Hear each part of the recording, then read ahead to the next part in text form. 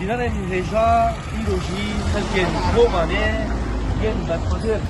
divan kêliyan de digihêjin bendava Tişrînê da ku nobeta xwe careke din li vê de rabigirin wekû li van dîmenan dibînin ev dîmenên xelkên me yên berxwedir yên Kobanê ne ku hatine bendava şehîdan hatine hebûna xwe biparêzin